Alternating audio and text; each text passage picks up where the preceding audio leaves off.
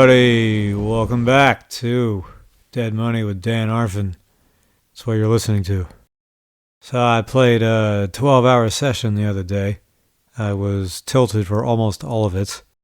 I very rarely play that kind of length in a session which I'm losing. If I put that kind of time in, it's usually because I'm winning, but this night I just wanted it. I had a major struggle getting hours in the last 6 months of 2025 due to being fucking doom switched for seemingly all of it. Seems to be a major struggle just to get through more than one session without having one of these days from hell where every hand you get into somehow results in disaster. And this was just another one of those nights. And before I went out, I noticed there was a full moon, and I've probably said this before. Full moons are nothing but trouble, okay? It's not that people behave themselves when the moon is not full. Crazy shit can still happen. But pay attention. The next time there's a full moon and you go out, you're going to notice that there's always seemingly more strange things that happen. People do strange things, they say stupid things, they do stupid things, even more so on the nights of full moons. Now, it's not just the night of the full moon. It carries over for a few days as well. I mean, it's like I said, you can have drama, you can have crazy things happen otherwise, but full moons really bring them out. And sometimes when I'm driving into the casino and I look up, I see there's a full moon. Sometimes I almost feel like turning around and driving home just because I don't want to deal with people's shit that night. And these wonky, crazy hands tend to occur on those nights as well. So we had some full moon shit to talk about. The first tilting hand is I raised to 20 with ace-king suited. There's two calls, and then the big blind 3-bets to 80. Now, the big blind was this fishy-looking, oafy-looking person. He had a lot of chips in front of him. It seems like he could never lose a pot. I mean, he 3-bets to 80, which is this really tiny 3-bet. It's fine if I'm the only one who raised, but he's got two other callers in front of him. Now, I don't know if the guy doesn't know how to size or what his deal is. I mean, sometimes people do this with aces. I 4-bet to 220, and he 5-bets to 700. Sayonara, I fold. Then comes a hand that I played marvelously. There's a few players limp. A small blind is this reg I've never seen before. This young guy. He makes it 30. I almost folded king-queen offsuit in the big blind, but I call. I go four ways. Ace-10-4, two diamonds. I don't have a diamond. Small blind checks, everyone checks. Turn is a king of diamonds, not as a possible flush, possible straight. He checks. I don't know why I'm betting 75 here. I mean, I know it might end the hand and I'll win, but I think checking is still probably a little better. There was a call in late position from another reg who just seemed more of like a reg fish. He was doing a lot of dumb things. He calls, and the small blind overcalls. That was a little peculiar. Brick on the river. Pot is about 345, I think, and the small blind checks, and I bet 425. I mean, and I have showdown value. I mean, I don't think the in-position player is checking any ace on the flop. The open raiser, who's check flop and turn, I mean, he could have like ace-queen or ace-jack single diamond. I mean, those hands tend to just bet the flop, but I think I have enough showdown value that I don't know. I don't know what I was thinking here. I mean, it's just a bad play. You can't really explain your bad plays away. You can try, but they're stupid. So I bet 425 and a 345. In position folds, and the small blind snaps with pocket aces, set of aces. Now, his flop check, I mean, we know why he's checking flop, but like, people just, they don't stab enough on these kinds of flops. They're just going to see the next card to try and hit their straight or flush or whatever they're going for. So, like, yeah, we know why he's checking, but you can just bet. I mean, I'm not really criticizing his play too much. I just don't think his check is as good as betting. But it's interesting that he snap called the river. I mean, his hand is going to be losing to this river bet quite often. Very often. Against me, calling is fine. But what overbet are you seeing on this river? Like, besides from someone trying really hard to thread the needle for some reason. I mean, he doesn't beat any value, and it's probably not a bluff. But we know why he called, oh, I can't fold this hand. I mean, if he had two pair, like if he had like kings and tens, for instance, or aces and tens, I mean, He is beating the same range of hands, and he's losing to the same range of hands. Yet he might be inclined to fold two pair, but he has to call a top set, even though in this particular spot, their value is the exact same thing. So, whatever. It's just a bad play all around by me, and I came close to folding pre and screwed myself into the ground doing this. Then there's an under-the-gun limp and a late position limp. I got queen 10 of clubs. I raised to 40. They both call. The flop comes jack 10-8, 2 diamonds. We all check to the in-position player. He bets 30, bets a quarter pot. And I saw him betting very small with some huge hands earlier. I mean, I'm not check raising this size anyway, or this situation, but just kept my eye open for it. But I'm very tilted at this point. Turns another jack. Checked him again. He bets 75. A small bet again. I mean, we both call again. And the river is a king. All the draws missed. I mean, there's a possible flop straight, but checked him. He bets 200 to 435. I just spew and call this here. I mean, I don't know what I'm expecting this guy to turn over, really, especially with the overcaller. I mean, the overcaller probably has a straight or a flush draw, and in position just has queen 9 of diamonds. He just flops the nut straight flush draw. Okay. Then I raise pocket four as we go three ways. I'm in position. Comes jack 5-4, 2 clubs. I bet 50, and the fish in middle position calls. Heads up, turns a 7 of spades, 2-tone board. I bet a little over the pot. I bet 110% of the pot. Tank fold. What else is new? Then I call 20 with king jack offsuit from the big blind. Go 4 ways to the flop. It came a late position raise from one of the regs. I flop Broadway. Check. The open raiser bets 30. There's a call. I check raise to 110. Tank fold. And the other caller folds. All right, going well. Next hand, we got a straddle on. It's 2 limps. I make it 50 with pocket 10s. A couple players fall. One of the blinds call. Now the under the gun limp raises to 100. Why? One of the limpers calls. And, I mean, we're deep. And, I mean, 4-bet jamming here or 4-betting to a significant size, I think is good. I mean, why is this guy limp min-raising? Technically, it wasn't a min-raise. Why is he limp raising 50 to 100? What is that supposed to accomplish? And I'm just worried it's going to be aces again. I mean, that's why I called. So we go 4 ways. I don't get a good flop. It comes ace 9, 7, 2 clubs. This bad reg donks 100 into 3 other players. And the limp raiser makes it 400. Everyone folds.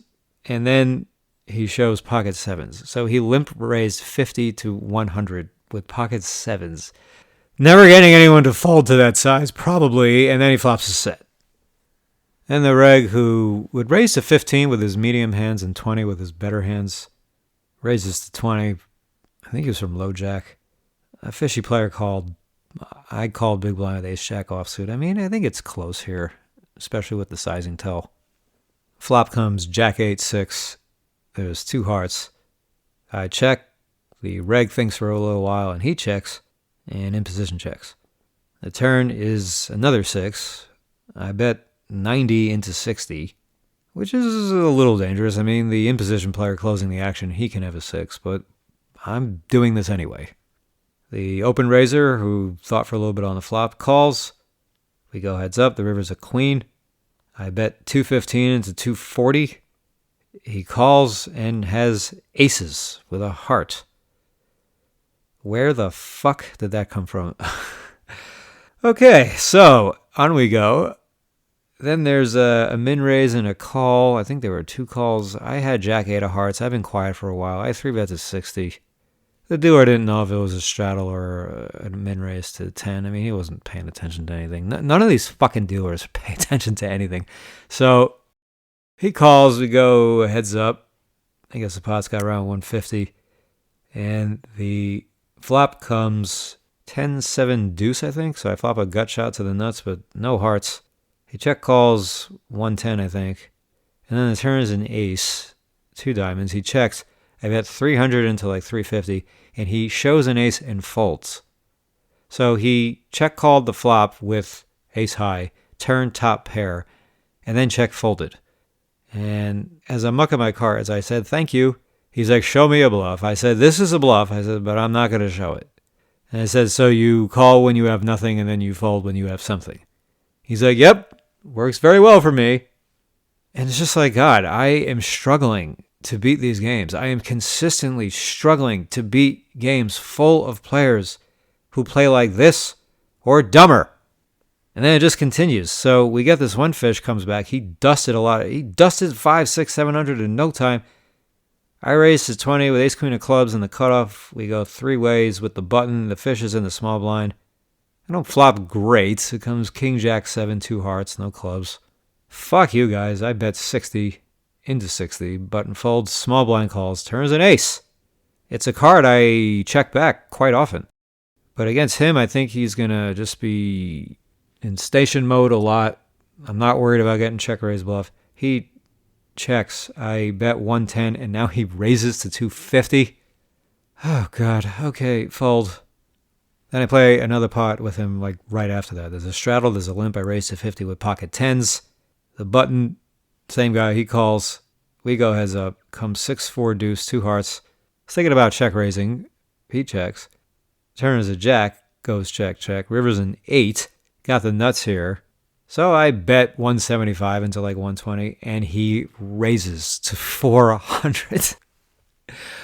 Where is this shit coming from? I mean, and he made this whole face. Oh, God, what do I do? All these contortions. I mean, I can only think maybe he just had like 8-5 or 7-5 and river the nuts. I just didn't want to bet his draw. I mean, ugh. So finally, I just started getting completely sick of this. And the game was actually getting a little worse. And some of the other games looked actually pretty decent. So get on a transfer, and I get into this game with this black girl and this European drunk guy, young, with, I don't know what kind of accent he had. I actually saw this guy right when I walked into the room, hours before this, and he greeted me. He's like, hey, good to see you again, man. I was like, hi. He's like, been a long time. I was like, do I know you? I mean, I did not recognize this guy at all. He's like, oh, yeah, I remember your face. I was like, all right, well, it's nice to see you again. Could not place this guy from anywhere. And, he's super drunk. He's drinking more at the table. His chips are a total mess at the table. And so far, not too much is happening. Then they tried him and the black girl. I mean, I don't know if they were together or if she's working or what's going on. Then they were trying to get the table to agree to a round of pineapple, which, if you don't know, is you're dealt 3 cards. It's still a flop game like Hold'em, but after the flop, I think you discard one of your cards. And the girl was saying how it's not that different from Hold'em. I was like, yeah, it's not that different other than this one gigantic difference. And she left, so I thought she was cool. But then things took a turn for the worse, quickly. The girl was sitting with about $300. The drunk guy was trying to act like that he was a lot more action and spewing than he really was. And he did do some silly things like blind raise, but I think he was trying to make good decisions, which may not be very possible given the fact that he's hammered, but he's not just some dumping whale. Then he throws a black chip to the girl. He just throws it across the table to give it to her, which you're not allowed to do. You cannot pass chips to another player. And it happened right on the dealer push. So the dealer, she's getting up, and I think, I don't know if the European asked or someone asked, like, am I allowed to do this? And she's like, she like kind of like gestured toward me and said like he's not going to like it. Like, the dealer was like kind of singling me out here. And this is a dealer who's been dealing to me for a while, who I thought liked me because she laughs whenever I crack a joke here and there. And meanwhile, this is the dealer's job, okay? No player should ever have to speak up in a situation like this. The dealer is supposed to immediately and firmly say, no, you can't do that, and just block that chip from going across the table or send it back to the player through it. Something, anything. She did none of that. She just mentioned to the next dealer sitting down, and that was it. And is it a big deal? I mean, yes and no. No, it's not like this huge deal, but it's a big deal because this is fucking stupid, okay? You cannot pass chips to another player, and when you start letting people like this start to make up their own rules, it's not going to stop here. There's just going to be another thing they want to do and another thing they want to do, and they're going to start passing more chips, and it's just ridiculous. This is fucking child's play. So the dealer who left, I asked her to bring the floor over. I'm going to object to this. This is like, what the fuck? Where are we? Are we at the win? Or are we in some home game? And I explained to him, I was like, he passed chip there. Like, he's not allowed to do that, right? And it took the floor man a little bit to realize that he was passing it to another player because the Euro kept calling it his lucky chip. And he said you can't take more than 10% of your stack off the table. He thought he was tipping a waitress. That's what he thought this was. And I was just like, what? I don't remember what happened where I communicated to him that it wasn't a tip. He was giving it to this player. Then he realizes, like, oh, yeah, he's like, you can't do that. You got to give that chip back to him. So she gives the chip back to him. And then both the girl and the guy were so upset by this and were so angry. And they immediately quit the game. And then the game fucking broke. I mean, it was probably like 3 a.m. by now, around there. I mean, it had already been a long night. I'm having a rough night. I'm getting roughed up from every which direction. Nothing is going right. I'm not sitting still for this garbage. And I ended up explaining to the floor man later. I mean, I didn't have to explain it to him. He understood that, like, yes, he talked to the dealer and told her, like, you have to do this. You can't put this on the players. And now it makes this guy looks like a jerk if these other players get pissed off. It's like, you have to do it. I should never have to open my mouth. Then she starts saying, like, I don't want to play with this weirdo. He's a weirdo. He can go play with himself like he usually does. And I was like, oh, really? I was like, is that a new one? And she was going on, and I just wasn't really saying anything. I was just waiting to hear everything she had to say. And she's saying, see, look, nobody wants to play with you when the game started breaking. It's like, no, nobody wants to play because you're leaving. And the guy is telling me, like, oh, he's like, come on, man, like, she's a girl. Like, I was like, yes, I can see that she's female. Like, you're still not allowed to do that. She had like $200. Now she has $300. If we let this $100 thing stand, I mean, I was thinking, it's like, is he paying her? I mean, what the fuck is their arrangement here? Because if he's so defensive of her, why is he, like, saying this about her in front of her? You know, that, like, oh, like, she's a girl, she's going to lose. Like, I don't care. I don't need these fucking assholes' time or money. Even though I'm stuck and pissed off, I don't fucking need this shit.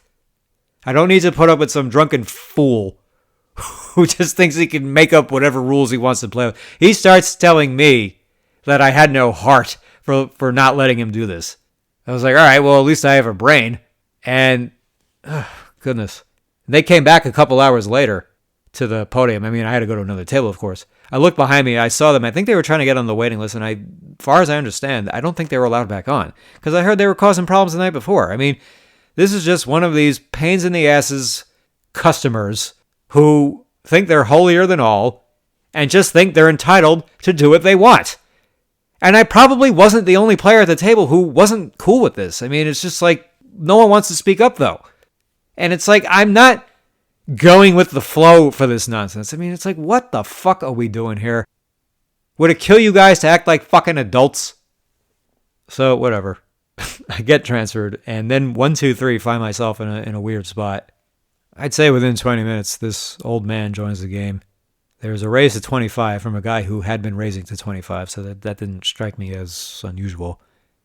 There's a call. The old man calls. I got king jack of diamonds in the small blind. I 3-bet to 170. The razor folds. The next guy folds. And then the old man snap back shoves.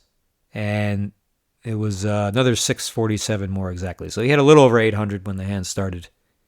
And my first thought was fold because I only got king jack of diamonds. But then I'm thinking about the price I'm getting, which was about 1.6 to 1 as it turns out.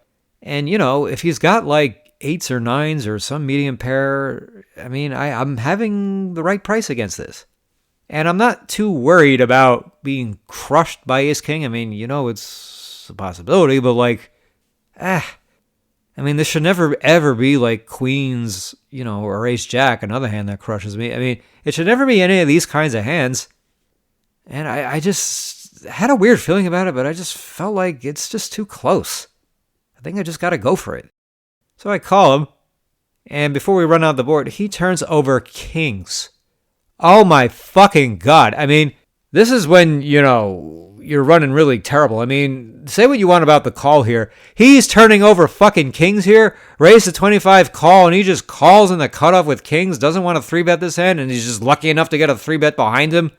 Now he just sticks it in and just has me completely murdered. Has the hand that has me the most murdered by far. I got 13 fucking % against that hand. I flop a jack, don't get anything else, and I double him just like that. Then he walks away and takes a little break. And another reg was in the game was telling me what a huge spaz this guy is. And that, like, he's seen him go all in with anything in spots like that. Like, he said like 10-6, ace-10, like just all kinds of stupid shit, which made me feel a lot better about the call, because not only am I getting a price against, these small, medium pairs, which I expect to be facing quite often, now there's a chance I actually could have had him beat, or maybe even in bad shape. What if he has Jack 10 or King 10 or King 9? I mean, Queen Jack. If he has ace 10, ace queen even, I'm getting the right price against that hand too. But no, he just has kings. But it wasn't over between me and that guy yet. I'll get to that in a second. An interesting hand come up with the button folds over to me. I got queen 9 offsuit. I raised a 20 from the button, and the big blind called. The big blind was this younger Asian reg. He looked kind of like a wannabe. Not that he didn't have any idea what he was doing, but he was new. Flop comes 9 deuce tray, 2 hearts. I don't have any hearts. He check raises 25 to 75. All right, I call. Turns another deuce, no heart. Love that card. Now he bets 135 into 190. He felt kind of strong when he did this, but I called. River is a 4 hearts, so it completes a flush. Completes 6-5 or ace-5 straights in case he had a really weak draw. And he checks, and the pot is 450. And if I hadn't had such a long, tiring, exhausting, brutal night, I might have realized that I can get away with turning this hand into a bluff here. Pot is 450. The guy is not going to be checking a boat or a flush here. And if I haven't beat, we know he's not going to call. But he might have me out-kicked. He might have an oddly played overpair. I mean, I think this is a good spot to just blast, probably bet like 1.5x pot, just to like make sure I win the hand. Instead, I just check down and lose to ace-9 of diamonds. I mean, that's exactly the kind of hand I could be targeting to go after here. I should have done it. A lot of times I do go after it in these spots. It's very rare to see top pair, top kicker, check raise this flop and bet that heavy on the turn. I mean, that thought actually crossed my mind. I was like, what if he has me out kicked? I mean, but it's such a rare thing to have happen, and you figured 10s plus would 3-bet, so I don't know. I just decided to check and take my showdown value and think I might be able to win, but I wasn't too shocked to see what he turned over. Nevertheless, that's a hand I would like to have back. This is what happens when you're having rough nights. You start getting a little gun shy. I was in the game for 4,000. It's a lot deeper than I'm usually willing to get in 2-5. I mean, I don't like going above 2,500 at this point. I just don't feel like getting smoked for much more than that. Even though I'm willing to go deeper, I mean, prefer not to. Anyway, then he bluffs off to somebody who made a huge call after a massive tank. So Asian kid was up some money, and now he's down a bunch. Then I play another hand with him, and what an excruciatingly uncomfortable hand this was to play. I mean, I get ace-5 of spades, raise to 20. He 3-bets from the button to only 45, and I 4-bet to 150. And I don't even know why I'm 4-betting, because I know he's going to fucking call. So I maybe should go a lot bigger, like 250. But what if he calls that? So I just try and play post-flop here, even though I'm bloating the pot out of position with an okay hand. I mean, it's going to be trouble, but I can't fold to the 3-bet. I don't want to just call the 3-bet, which is why I 4-bet, but none of this is shaping up to go very well. So he calls, and I get an absolute dream flop. Absolute dream flop. King 9-7, 2 clubs, no spades. Perfect. Whiff a little harder. And I don't really know what to do here. I mean, I'm 4-bet out of position. My hand is trash. Now, it's a king-high flop, so I know that I should probably be betting it. But I still decide to check and see what he does. I know checking is going to strengthen his flop betting range a lot, and that's good. If he bets small even, I mean, I got nothing here. I mean, I have the worst hand I'm going to get here with, so I can just fold to that. If he checks back, all right, maybe there's a way out of this. And he does check back. Now, the turn is a 6, so I have a gut shot now to the low end. I bet 180 into the 300, try and knock out ace-queen, ace-jack, ace-10. I mean, it was hard to put him on a real hand when he 3-bets so small, so I'm discounting some of these bigger hands. He calls, and given the fact that he just lost his big pot earlier, I'm expecting him to be more of in station mode. Then check out this river, 8 of clubs. So I hit my gut shot to the low end. There's 3 clubs out there now. He can have a flush. It's not out of the realm of possibility. I can see him checking back a flush draw on the flop because he doesn't want to get check raised all in. And keeps his flush a little disguised looking in case he does get there. And I'm trying to get a read on him and thinking, should I bet this card? I mean, I've made a hand now, but it's very vulnerable. He can definitely have a 10. He can have 10-9 or Jack-10. He can absolutely have that. And what's he going to call me with? I mean, I know he's in station mode, so, that's why I ended up betting 320. The livery was like, I don't know, he just seemed a little like, holy shit, what's going to happen? So I bet 320 into 510, and he probably made a really terrible call. He mucked. Guessing he calls a little faster with 2 pair. I mean, I guess he could have had 9-8. That's the only 2 pair that really makes any sense. Or maybe 8-7. But if he has, 10-9, Jack-10, I mean, he's probably going to jam those hands. I mean, I was leaning towards a jam. I was leaning towards a call if he jammed. And that might be a really, really brutal floating invisible numbers loss if he does only jam better hands there. And to explain what the floating numbers is again, okay, people, there's more out there than what meets the eye. We know that. And I had this vision one day when I was playing that there's all these little invisible specks of numbers floating around the table that we're just trying to pick out of the air and put them in our little bucket. Because every decision we make has an intrinsic value, but so does every thought we have. Every strategic thought we have also has an intrinsic value. If you think a guy is a good candidate for you to bluff, but you never get a chance to do it, that is still worth something. That energy is still worth something. It bounces off other players, and it eventually creates this cataclysmic reaction sometime down the road because you had a sensible thought.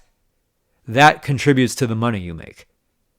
So if he is never jamming as a bluff there, then me wanting to bet call, being inclined to bet call, is really bad for me. But I don't know. I just felt good to at least win a pot. I mean, this was the biggest pot I won all night. I mean, and just what a freaking tough hand to play through and through. There was not one street that was easy other than 4-betting pre. And even that wasn't that easy because I don't know what size to pick. And I got no fucking fold equity. After I win that hand, one of these regs says, Ace-5 suited is a very fashionable hand. Yes, fashion. That's the effect I was going for. So then I moved seats to put Mr. Old Man Pocket Kings on my right, and he was being very tight after this point. I mean, he wasn't being a spaz. And that's been part of this run. These players are very weak, but they're just winning huge early, and then they're just locking it up and playing complacent, and then they just leave. So then a new reg sits down, joins the game, some French guy. He raises to 15. There's a 3-bet to 45. Now, the guy 3-bet, I saw a 3-bet earlier to 45 against an early position raise, and he only had pocket 4s. So I took note of that. And then the old man cold calls a 45, and I got 7-6 suited, and I cold 4-bet to 200 on the button. And the raiser folds, the 3-better folds, and the old man calls again. And the flop comes queen 8-3, no spades, so yet another dream flop, 2 hearts. He checks, and I bet 200, and Jesus, thank God he folded. I mean, I turn very poorly with this hand. I mean, there are some cards that give me an open-ender or a gut shot, and I'm just praying to see one of those. But, if he calls and it turns like a deuce, I mean, I'm going to jam it in there with 7 high and no draw? That doesn't sound like much fun. I mean, if the guy calls me, how could I ever be anything but dead at that point? But I've been quiet for a while, so I thought I could get some credit. Well, thankfully, I didn't have to make that decision. Then shortly after that, the old man quits. He's like, I haven't had a decent hand in 2 hours, just only ace-king against you right now. So he cold calls the 3-bet with ace-king, and then calls again after I cold 4-bet. Doesn't flop a pair and just check folds rather meekly. So that was interesting to know. But yeah, he says, all I had was the ace-king and the other hand, the king's against you. And when I lost that pot, he had over 800 when the hand started. I just threw in a yellow chip and got my change. But he says back to me, he says, as he's racking up, he's like, thanks for the yellow chip. You fucking believe this fucking prick? I did not say one fucking word to this guy for the rest of the night. I did not say one thing after him after the hand. Not a single word. And he gives me one of the most repulsive, disgusting, taunting, obnoxious remarks I've ever heard anyone say to anybody. Thanks for the yellow chip?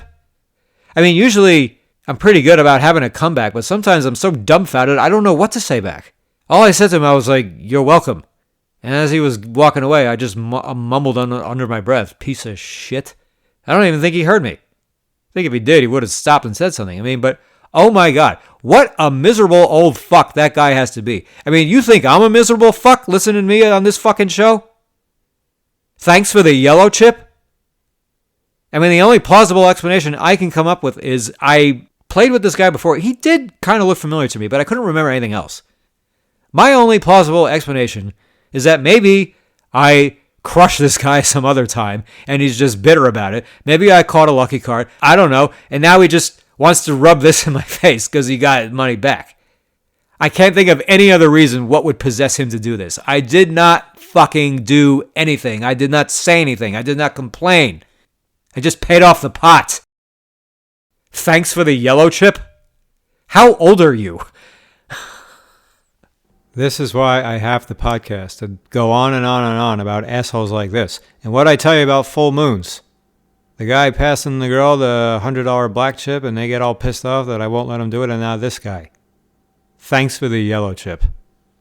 Oh, God. So, I was stuck around 1600, then I cut it to about 750, then I get stuck about 1800, start to come back again, get down 2500, then I cut it to about 1800 when the night was all said and done, a little over. So, I've had nights go way worse than this, in sessions that go way shorter. I mean, I've had nights where I lose like 3,000, 3,500 in like 2 or 3 hours. You just get completely wrecked the moment you sit down from the moment you leave. This at least took a long night, and I battled and battled and battled and fought tooth and nail and, made some mistakes here and there, made some bad decisions. But look, I do that even when I'm God moding. I mean, even when you're running hot, you're still having your fuck-ups here and there. But this is just such a mind fuck right now. I mean, it's just one fucking thing. I can't go more than a day without having nights like this. Oh yeah, I got a couple more hands. I raised a 20 with King 10 suited, 2 calls. We get another 3-bet to 80. Same thing as before, where I open with Ace King suited, raised to 20, 2 calls, 3-bet to 80 from the big blind. I 4-bet to 275. Been playing with this reg all night. He has blatant sizing tells, and now he fucking 5-bet jams. And I tanked for a while just to save face, because I didn't want him to think I 4-bet light. I didn't want him to think that like he induced me to 4-bet with his light 3-bet, with his small size 3-bet. So I fold. He shows aces. So I'm just stepping right in it every time. They make these stupid 3-bet sizes because they don't want anyone to fold. They want to go 4 ways out of position deep with aces. That's what they want. Instead, I just clear the path for him, let him 5-bet all in, and he doesn't have to lose anything.